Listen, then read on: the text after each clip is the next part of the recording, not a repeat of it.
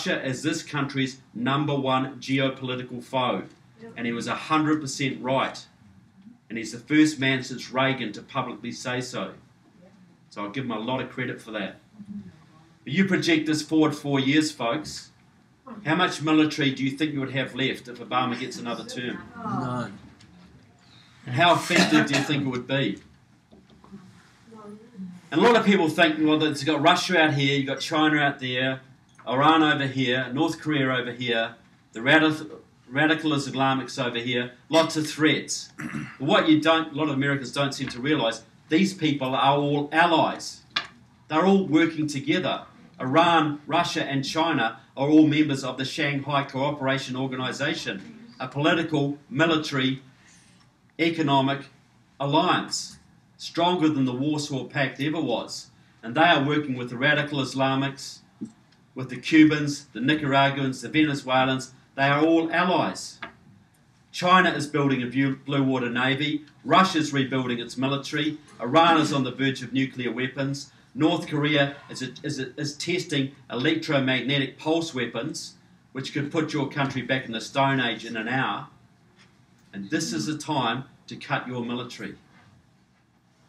All the instability through North Africa, through Europe, your economy's in big trouble, and this is the time to cut your military.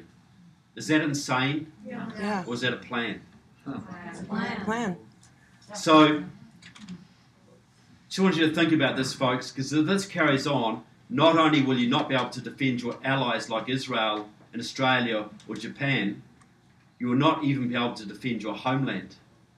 And you will have no choice but to be incorporated into some sort of United Nations world superstate or face the combined military might of Russia and China and Iran and Cuba and Nicaragua and Venezuela and North Korea and all their buddies with not a friend in the world to come to your aid. So Obama wasn't quite, Mark Rudd wasn't finished. He went on to say, Obama plays basketball. I'm not much of an athlete. I barely know the game. But one thing I do know is you have to be able to look like you're doing one thing but do another. That is why all these conservative appointments are important. The strategy is to feint right, move left. Any other strategy invites sure defeat. Now that to me is an admission by Mr. Rudd that his president has a strategy, and Mark Rudd seems to be privy to it. And that strategy is to pretend to be a moderate while always tacking left, and that he has got your country's military as his #1 target. Is that a serious situation, folks? Yeah. You know, and the Tea Party was set up on economic issues, but it's no good having a strong economy if you can't defend it. But I don't want to depress you guys with that or bring you down or anything like that. You know, you're here to fight. You know, I'm sorry, but look, okay, look. If I thought there was no hope for America, I'll be back in New Zealand right now, building bunkers and stocking up on baked beans. Okay, and I'm not mocking prepping. Believe me, I'm not. But in 2008, you know, so I was spending 8 months over here this year, all over. In 2008, the left thought they had a slam dunk. They had the House, they had the Senate, and they had the White House. The agenda was ready to, all primed. Their ducks were finally all in a row, and they were going to steamroll Middle America out of existence once and for all. But in 2009 and 2010, a miracle happened, and that was you guys.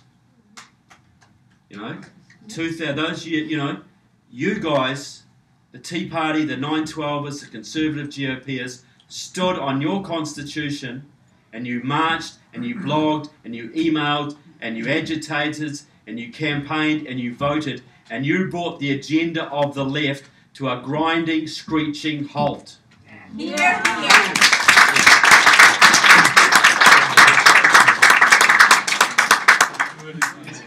And I'll tell you what, they hate you for it, which is why I love you for it. You know, you stop cap and trade, you stop card check, You slowed down and watered down Obamacare. You took back the House in 2010. You gave your country a second chance, because it was not going to be happy if you didn't do that. You imagine what it would have been like if none of those things had happened. Now, but more than that, even more than that, you guys, the left thinks you've gone away, because they don't see you marching so much. But now you're in the state houses, you're in the school boards, the county commissions, you're rolling back Agenda 21. You're in the GOP now, you're getting rid of the unreliables like Dick Lugar and people like that. You're altering the face of this country. You've started a movement that you have no idea where it's going to take you.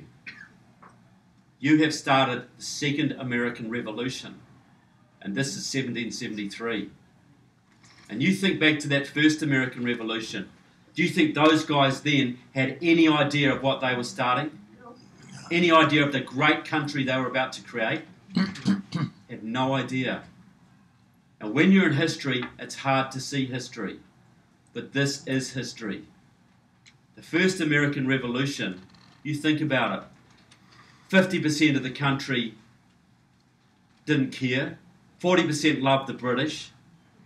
10% or less, a bunch of farmers and lawyers and blacksmiths and fishermen and seamstresses, and I've got to say parsons and preachers, united by the ideals of liberty, took on the greatest military empire the world had ever known and bloody well beat them. How miraculous is that? That was pretty... Would you have bet on George Washington back then? No. Not if you were a materialist. If you believed in something higher, maybe you would have. But right now, like I talk to Tea Party folk all over this country, and I've been to more than 80 groups probably now, and they all have the same message. This is tough going. This is hard work. Are we making any progress? Are we making a difference? Should we continue? Yes.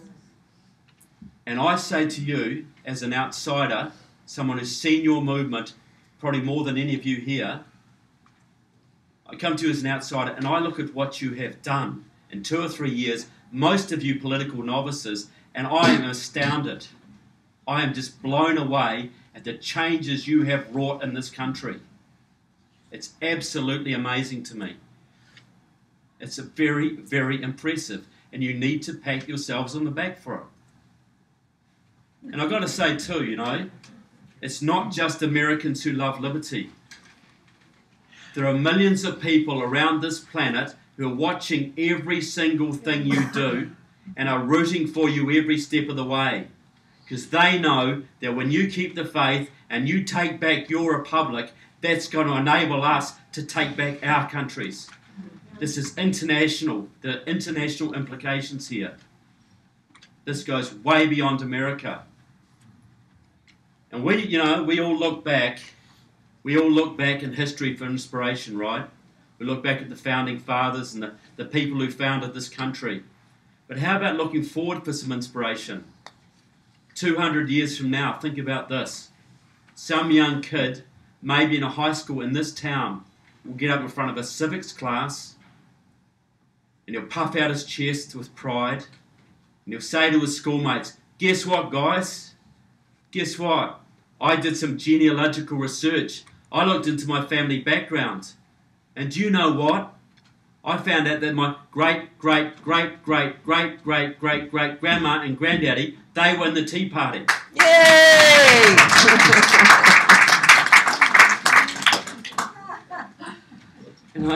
And the liberty and the prosperity we enjoy today is because of what they did back then. Back in the 2000s, when a lot of people thought this country was done for, they stood up and they saved the republic. And can you think of any political movement that is cooler to be part of than that? No. Can you think of any 58 days in your future where hard work is going to pay off more big time for your children and grandchildren? No. Or my children and grandchildren? These are very important times, folks. So I just want to say to you guys, you're doing the right stuff, you're doing the right things. The left are terrified of you, and I'm so grateful for what you're doing, and God bless America. Thank you. Thank you.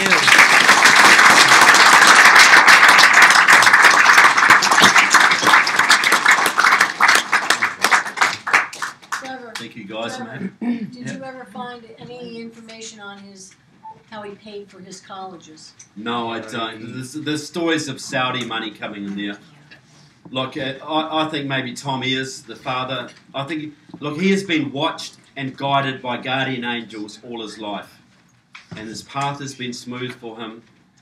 And so Tom Ayers would be possibly one source, Saudi's another. But basically, but I'm happy to take some questions, folks. I don't care. Yes, ma'am? Not that it matters now, but how come the Clintons, with all their power, didn't find any of this out enough to be able to fight him? And Well, you got to realise that, look, I got an email from a lady in Clearwater the other day who was a New York Democrat, lifelong Democrat, employed by Hillary Clinton in 2008 to dig up dirt on Obama. And she got all the gay bathhouse stories, all my stuff on the new party, all the stuff, sent it to Hillary. They did nothing with it. But it converted her. She looked at this and she was horrified. And she regards Obama now as a communist. And she says, I put my country before party and I voted Republican. And I'll do it this year. But, you know, but you've got to think, the other factor you've got to look at is that both the Clintons have got as many skeletons in their closets. They're as far left as Obama ever was. And it's just a little point there too. This is my gut feeling. I think they originally wanted to run Obama in about 2016 or 2020. Okay? But they sort of floated him, you know, give him a bit of a go, see how he goes. And he was going good. So I thought, we can run with this guy. Because the movement made Obama. He didn't make a movement. Now we can run with this guy. So Hillary was shunted aside. They ran with Obama. He got in. And they went too far, too fast, too cocky. And they woke you people up. They did not expect that. I honestly think if they'd run in 2020, and the Tea Party is largely a seniors-driven movement. We all know that. But you think if they'd run in another 10 years, when a lot of the seniors would either not be here or not be as active, and another 10 years of brainwashing the young, it could have been a lot easier for them. So pride before the fall. They thought they had it. They thought they had you guys. They didn't expect the Tea Party. Big mistake. Yes, sir? The comment that Alan West made about the 80, maybe like communists Yeah. in the government. Do you know anything about that? Yeah, absolutely. Yeah. Well, okay, look, I've got a big website called KeyWiki, Keywiki, and that's got 61,000 files on American leftists. And it's got more than 100 congressmen and a whole bunch of senators on it, Communist Party members, you name it. Alan West wasn't technically correct. They're not mainly card-carrying members of the Communist Party, but there's at least 20 members of Congress who are intimately linked with the Communist Party USA, work with them very closely. There's several members who are actual card-carrying members of Democratic Socialists of America, like Danny Davis, Jan Schakowsky, Jerry Nadler, and a whole bunch more who are involved with the Progressive Caucus. If you look at the Communist Party and Democratic Socialists of America influence in Congress, I'd say about 100 members of Congress fall into that orbit, and I'd say about 15 members of the Senate. So, you know, not to mention all the people in the Obama administration. So, you know, people got to think about this. This is a big thing in the system. If you want to clean the toilets at a military base, you have to get an FBI security clearance. You stand for public office in this country at any level, nothing. Nothing at all. You can be a hardcore pro-communist congressman, get elected as a Democrat, go and serve on the Homeland Security Committee or the Intelligence Committee or the Ways and Means Committee, get all sorts, or the Science and Technology Committee, get all sorts of secret documents across your desk, go down to Venezuela the next week and have a big chat to Hugo Chavez and nobody will say boo. It's the old saying, you know, that Shakespeare, I think, had a saying, why doth treason never prosper? Why doesn't treason ever prosper? Because when treason prospers, none dare call it treason. When treason is up there at all levels, nobody calls it out. Unbelievable. It's just part of the woodwork.